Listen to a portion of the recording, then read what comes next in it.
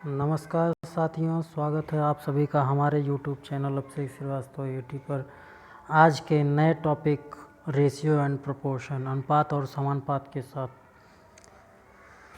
जब हम किन्हीं दो राशियों का तुलनात्मक अध्ययन करते हैं या कह सकते हैं कि जब किन्हीं दो राशियों में तुलना की जाती है तो उसे ही हम अनुपात कहते हैं। ठीक, अनुपात का मतलब भाग भी होता है। जैसे आप लोगों को यहाँ दिख रहा है कि 60/65, मतलब 65 में 60 का हिस्सा है। ठीक, तो अगर हम इनको 5 से डिवाइड कर दें, मतलब जो कॉमन राशि होती है उसको उसी से हम लोग न्यूमरेटर और डिनोमिनेटर में डिवाइड कर देते हैं, अंश और हर में भाग दे देते हैं, तो उससे हमको अनुपात मिल जाता है। जैसे हमने यहाँ पे 60 को भाग दिया 5 से, तो 12 पंचे 60, 12 बार गया, यहाँ हमने 12 लिखा। 5 से 65 में भाग दिया, 13 बार गया, यहाँ हमने 13 लिखा। तो इस तरीके से 60 और 65 का जो रेशियो मिला वो क्या मिला, 12:13। यही अनुपात हो गया। ठीक, इसका मतलब ये हो गया कि 60/65 में 12:13 का अनुपात है। अच्छा, समानुपात कब कहते हैं? जब दो अनुपात हो और वो एक दूसरे से समान हो तो उसे समानुपात कहा जाता है। सम माने बराबर, अनुपात माने अनुपात, मतलब जो दो अनुपात बराबर होते हैं उसे समानुपात कहते हैं। जैसे यहाँ पे एक उदाहरण द्वारा हम लोग समझेंगे। 12/16 को देखा जाए तो इसमें 4 कॉमन राशि है ऊपर नीचे में, तो 4×3 12 और 4×4 16। तो इस तरीके से हमको अनुपात क्या मिला, 3:4। इसी तरीके से 48 में देखिए, 48/64 में अगर इसको हम 12 से भाग दें, दोनों में 12 कॉमन है, 12 नहीं 16 से, तो 16×3 = 48, यहाँ हमने 3 लिखा, और 16×4 = 64, यहाँ हमने 4 लिखा। तो इस तरीके से यहाँ पे भी हमको क्या मिल गया, 3/4। इसका मतलब ये हो गया कि 12/16 और 48/64 दोनों क्या हैं, समानुपात में हैं दोनों। तो इसीलिए हमने इसको क्या लिखा, 12:16 समानुपाते 48:64। अब देखिए समानुपात का जो चिन्ह लगाओ, जहाँ 4 बिंदु है वही समानुपात का चिन्ह है। ये समानुपात का चिन्ह। तो समान का मतलब बराबर है, याद रखिएगा, कभी ज़रूरत पड़े तो हम बराबर का भी इस्तेमाल कर सकते हैं। तो जैसे यहाँ पे देख रहे हैं आप लोग कि 12 और 64 जो बाहर हैं उन्हें हम बाह्य पद के नाम से जानते हैं, और 16 और 48 जो हैं ये अंतः पद है, इसको मध्य पद भी कहते हैं। तो ये आप लोग जानते रहिए, अभी आगे ज़रूरत पड़ेगी, क्योंकि एक सूत्र होता है कि बाह्य पदों का गुणनफल बराबर अंतः पदों का गुणनफल। ये आया कैसे है, इसको छोटा सा समझ लेते हैं। जैसे मान लीजिए A/B समानुपाते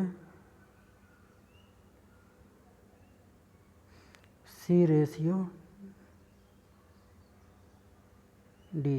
ठीक, तो इसको हम क्या लिख सकते हैं, A/B को हम लिख सकते हैं A/B।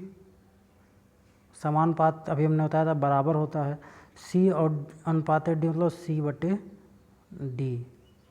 ठीक, अब अगर हम क्रॉस मल्टीप्लिकेशन करेंगे तो क्या मिलेगा, A/D = B/C। क्या मिला, A/D। A और D क्या है, बाह्य पद, तो बाह्य पदों का गुणनफल बराबर B/C अंतः पदों का गुणनफल। अभी आगे आप लोगों को मिलेगा। तो जैसे अब इसी में देख लीजिए, इससे हमने प्रूफ भी किया है। 12 और 64 क्या हैं, बाह्य पद हैं, तो 12 × 64 = 768। अब अंतः पद की बात करें, 16 और 48 इनका गुणा किए तब भी 768 मिला। इसका मतलब क्या हो गया, बाह्य पदों का गुणनफल बराबर अंतः पदों का गुणनफल। इसका प्रयोग अभी हम आगे करेंगे। देखो हमने लिखा है, तो हम कह सकते हैं कि बाह्य पदों का गुणनफल बराबर अंतः पदों का गुणनफल। आगे देखिए, निम्नलिखित समानुपात। अब इस चैप्टर को हम लोग कुछ उदाहरण के द्वारा समझेंगे। निम्नलिखित समानुपात 3:5, समानुपात 21 अनुपात प्रश्नवाचक चिन्ह में प्रश्नवाचक चिन्ह की जगह कौन सी संख्या होगी। तो हमें प्रश्नवाचक चिन्ह का मान निकालना है। तो अभी हमने पढ़ा कि बाह्य पदों का गुणनफल बराबर अंतः पदों का गुणनफल, उसी का प्रयोग करते हुए हमने इस प्रश्न को हल किया है। तो इसमें बाह्य पद 3 और अनुपात था, तो हमने 3 गुणे अनुपाते कर दिया बराबर अंतः पद, तो 5 गुणे 21 हो गया अंतः पदों गुणनफल। अब प्रश्नवाचक चिन्ह को इधर रखेंगे, 3 को इधर भेज देंगे, तो 3 इधर गुणे में था, इधर आया तो बटे में चला आया, तो 5 गुणे 21 बटे 3 हो गया। हमने इसको काट दिया, 3 एक कम 3, 3 सते 21, तो 5 सते 35, 5 सते 35, तो वही 35 इसका प्रश्नवाचक चिन्ह का मान आ गया, यही उत्तर हो गया। उसके बाद देखिए 9 और 25 का मध्यानुपाती ज्ञात कीजिए। ध्यान रहे दोस्तों, जब भी मध्यानुपाती पूछा जाएगा तो दोनों संख्याओं का गुणा करके उसका वर्गमूल निकाल लीजिएगा, बस वही उत्तर हो जाएगा, वही दोनों संख्याओं का मध्यानुपाती हो जाएगा। देखिए हमने वही किया है, किन्हीं दो संख्याओं का मध्यानुपाती बराबर दो संख्याओं का गुणनफल, तो दो संख्याओं का गुणनफल, दोनों संख्याओं का गुणनफल, तो अंडर रूट दोनों संख्या 9 और 25 थी, तो 9 गुणे 25 हमने ले लिया। अब देखिए 9 को हम लिख सकते हैं 3 गुणे 3, और 5 को लिख सकते हैं, 25 को लिख सकते हैं 5 गुणे 5। अब चूंकि स्क्वायर रूट था, 2 का जोड़ा बन गया, तो 1 बाहर आ जाएगा, तो 1 3 यहाँ आ गया और दूसरा 5 यहाँ आ गया, तो 3 और 5 का गुणा किया तो 15, तो यही इसका मध्यानुपाती हो गया। इन दोनों संख्याओं का मध्यानुपाती 15 हो जाएगा। ठीक, अब देखिए जैसे 4 अनुपात होते हैं, ए अनुपाते बी अनुपाते सी अनुपाते डी, तो इसमें ए क्या होता है, मध्यानुपाती प्रथमानुपाती होता है, बी द्वितीयानुपाती होता है, सी तृतीयानुपाती होता है और डी चतुर्थानुपाती होता है। अगला उदाहरण देखते हैं, यदि x ratio y is equal to 4 ratio 5, x अनुपाते y बराबर 4 अनुपाते 5, तो 5x ऋण 3y अनुपाते 6x धन 3y बराबर प्रश्नवाचक चिन्ह, इसका मान हमको निकालना है। तो ध्यान दीजिएगा, x अपान y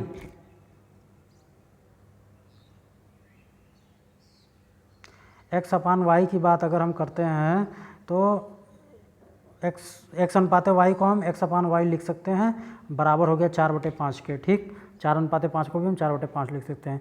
अब यहाँ से अगर हम तुलनात्मक अध्ययन करें, सीधे x बराबर 4 और y बराबर 5 रखेंगे तब भी मान उतना ही आएगा, लेकिन किसी प्रश्न में ऐसी गलती हो जाती है क्योंकि ये उचित भी नहीं है। मान लीजिए एग्जाम में तो आपको विकल्प देख के केवल टिक करना है, तो एग्जामिनर को कोई फ़र्क नहीं पड़ता आपने कैसे लगाया है, लेकिन अगर यही क्वेश्चन आप लोग कहीं सॉल्व करके दिखाना होगा और अगर आप डायरेक्ट 4 और 5 रख देंगे तो गलत हो जाएगा।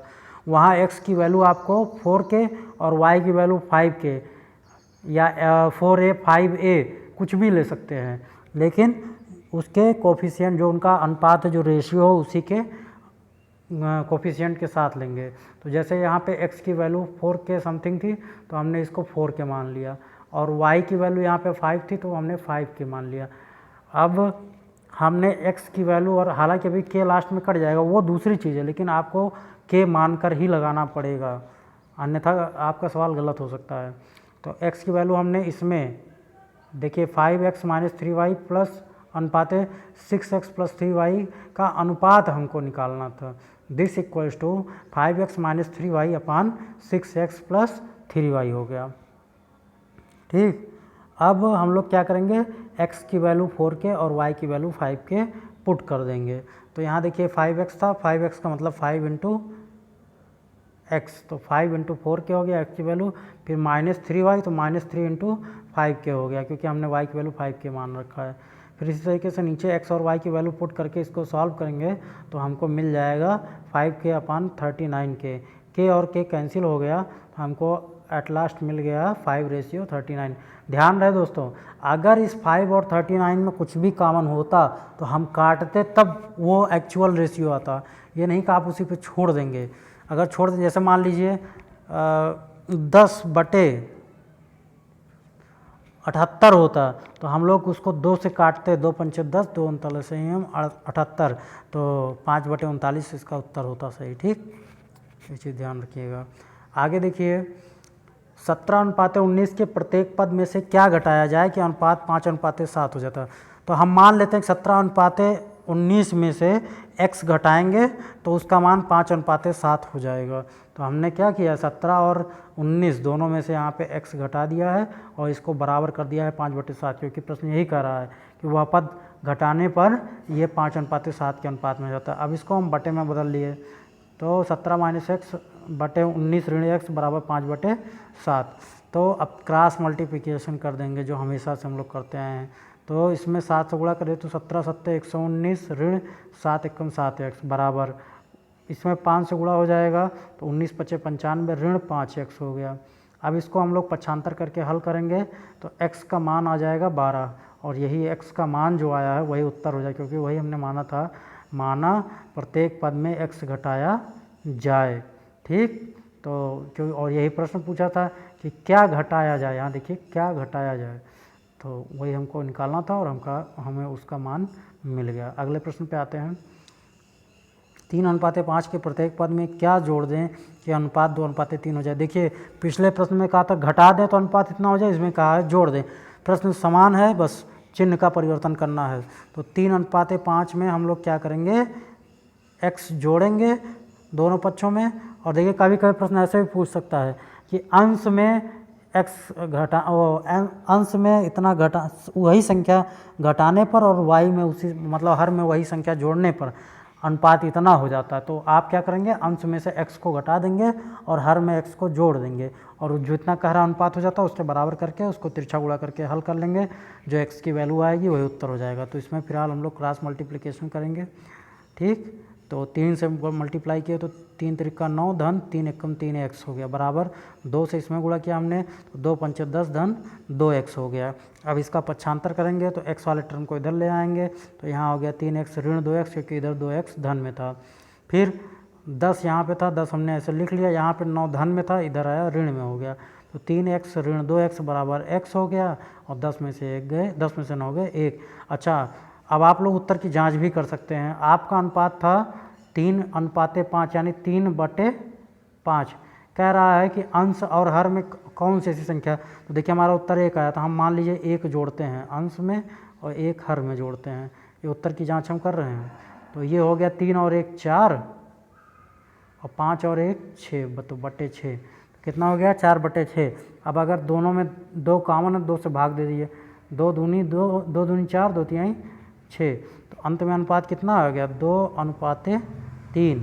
और यही तो कह रहा था कि जब वह संख्या जोड़ी जाती तो अनुपात 2:3 हो जाता है। आपके प्रश्न में देखिए कहा है यहाँ पे अनुपात 2:3 हो जाता है। ठीक, अगले प्रश्न पे आइए। 3 संख्याओं में 10, 15, 24 का अनुपात है। यदि तीनों संख्याओं का योग 98 हो तो बड़ी संख्या ज्ञात कीजिए। देखिए अभी हमने बताया था जब भी ऐसे हो आप सीधे जोड़ लीजिए, वो x के साथ या k के साथ कुछ मान लीजिए। जैसे 10 था पहली संख्या, 10 के अनुपात में है तो हमने इसको 10x मान लिया यहाँ पे। दूसरी संख्या 15 के अनुपात में है तो हमने 15x मान लिया। ठीक, और उसके बाद तीसरा अनुपात यहाँ 24 के है तो 24x मान लिया।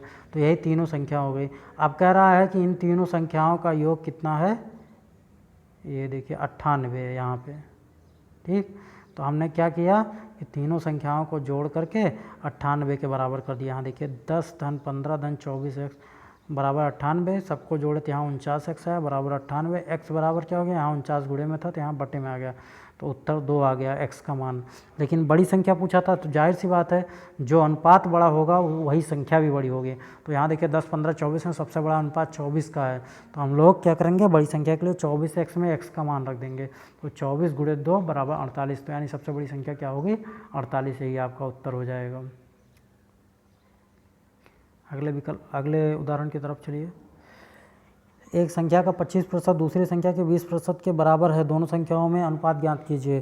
देखिए हम एक संख्या x मान लेते हैं, दूसरा y, तो दोनों संख्या हमको मालूम हो गए x और y, तो उन्हीं का अनुपात यानी x अनुपात y का मान पूछ रहा है आपसे। ठीक, x अनुपात y या x/y दोनों एक ही चीज़ है, ध्यान रहे। अब जैसा प्रश्न कह रहा है बस वो वैसे ही करना है, आप लोगों को ज़्यादा दिमाग नहीं लगाना है। इसमें कहा है एक संख्या का 25%, हम मान लेते हैं x का 25%, दूसरी संख्या के 20% के बराबर है, तो दूसरी संख्या y के 20% के बराबर हमने बराबर कर दिया दोनों को। अब इसी को हल कर लेंगे तो x का मतलब गुणा 25% का मतलब 25/100, y का 20% तो y गुणे 20/100। ठीक, तो अब क्या करेंगे हम लोग y को इधर ले आएंगे, 1 मिनट, y को हम लोग क्या करेंगे, इधर लेके आ जाएंगे इधर, तो इधर y गुणे में था, इधर आ गया बटे में। अब 20/100 को हम लोग ऐसे ही रखेंगे, हमने ऐसे रख दिया गुणे। अब 25/100 जब इधर आएगा तो पलट जाएगा, क्योंकि भाग हो जाएगा, नीचे आएगा। तो भाग को जब गुणे में परिवर्तित करेंगे तो गुणात्मक प्रतिलोम मतलब कि 100/25 हो जाएगा। तो 100 से 100 यहाँ देखिए कट गया है, और यहाँ बचा 20, यहाँ बचा 25, तो 5 चौक 20, 5 25, तो 4:5 इसका उत्तर आ गया। यही दोनों संख्याओं में अनुपात पूछा था, ये दोनों संख्याओं में अनुपात हो जाएगा। अगला प्रश्न देखिए, यदि x ratio y equal to 2:3 and y ratio z equal to 2:1, तो x अनुपात y अनुपात z याद कीजिए। ध्यान दीजिएगा, ये यूपी टेट में भी पूछा जा चुका है और बीटीसी के एग्ज़ाम में भी पूछा जा चुका है, इसलिए इस प्रश्न को बहुत ध्यान से समझिएगा, बहुत इजी है, बस समझने की बात है। तो देखिए x रेशियो y हमने जैसे प्रश्न दिया था वैसे हमने उतार लिया है। तो x ratio y is equal to 2:3, ठीक। बाकी अभी आगे चाहिए। फिर y रेशियो z, देखिए हमने y के नीचे y रखा है, ये चीज़ ध्यान रहिए। तो y रेशियो z, फिर यहाँ पे भी देखिए हमने y वाले टर्म के नीचे ही y रखा है, 2:1, ठीक।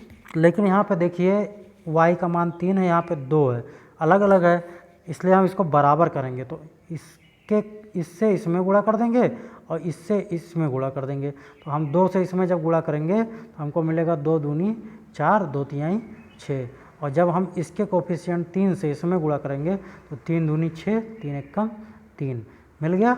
अब देखिए दोनों बराबर हो गए, ये भी 6 हो गया, ये भी 6 हो गया। तो अब हम इसको लिख सकते हैं x अनुपात y अनुपात z।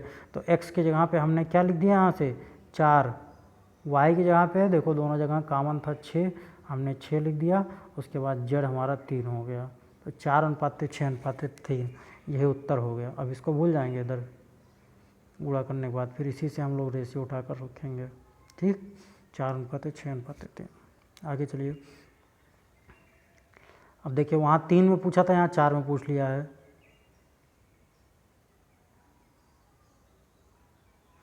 यदि a अनुपात b 1:4 है, b अनुपात c 2:1 है, c अनुपात d 1:2 है, तो a अनुपात b अनुपात c अनुपात d का मान ज्ञात कीजिए। तो हम लोग क्या करेंगे, पहले 3 के लिए निकालेंगे, जैसे पिछली बार निकाले थे। हम सबसे पहले a अनुपात b अनुपात c निकालेंगे, ठीक। तो a अनुपात b यहाँ पे देखिए 1:4 है और b अनुपात c यहाँ पे 2:1 है, तो दोनों में बराबर नहीं है।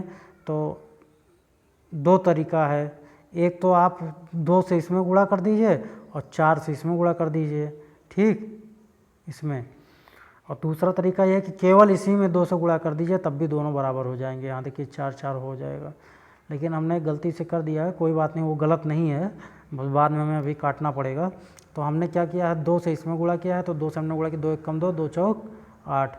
फिर 4 से हमने इसमें गुणा किया, तो 4 दूनी 8, 4 एकम 4, ठीक। अब a अनुपात b अनुपात c क्या हो गया हमारा, 2:8:4, ठीक। अब हम a अनुपात b अनुपात c को ध्यान में रखते हुए c अनुपात d के साथ इसका अनुपात ज्ञात करेंगे कि इसके समतुल्य क्या होगा। तो यहाँ पर देखिए फिर c के नीचे हमने c लिखा है, और फिर देखिए c में 4 है, यहाँ पे 1 है, तो इसको हम बराबर करेंगे। 1 से ऊपर वाले में गुणा किया हमने, 2:8:4 मिल गया।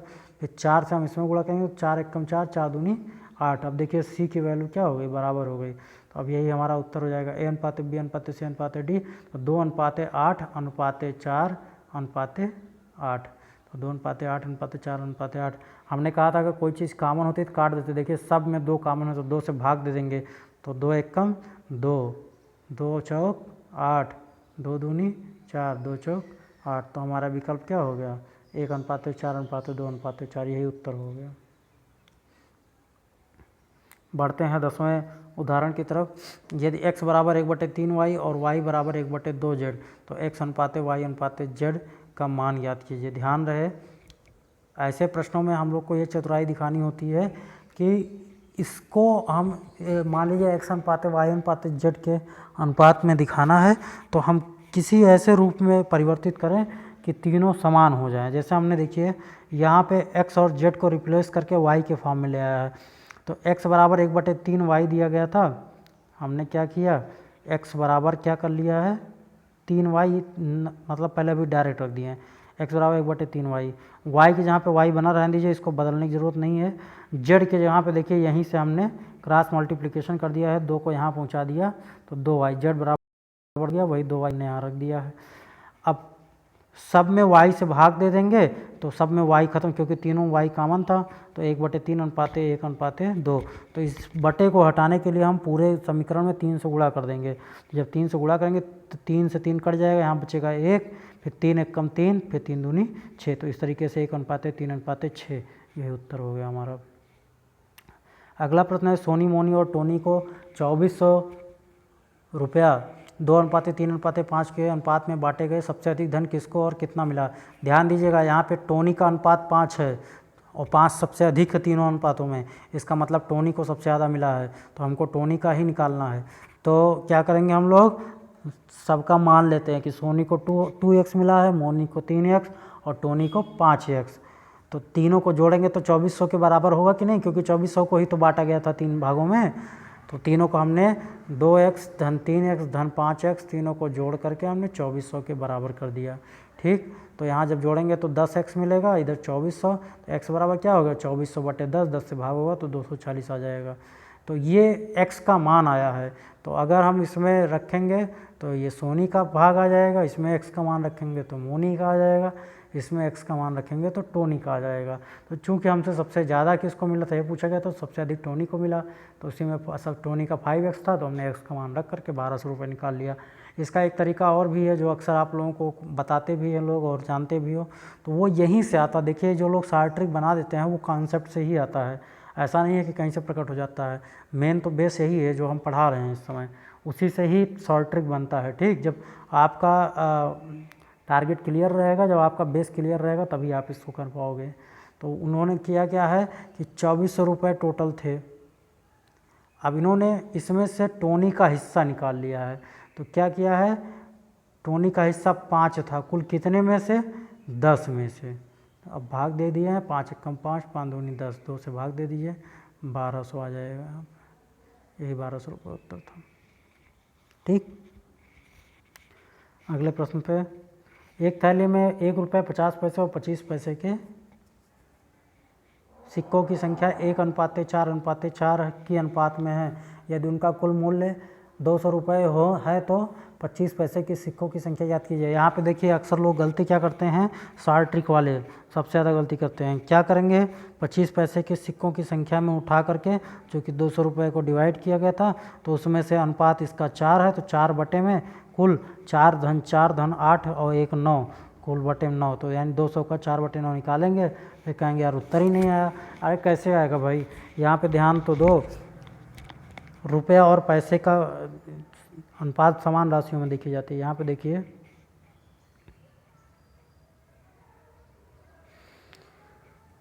एक रुपया 50 पैसा 25 पैसा है, तो पहले पैसे को रुपये में बदलिए तभी तो बांटेंगे। तो हमने क्या किया, 1 रुपये के x सिक्के मान लिए उसी के अकॉर्डिंग जो पहले मानते थे। ठीक, और 50 पैसे के 4x और 25 पैसे के 4x।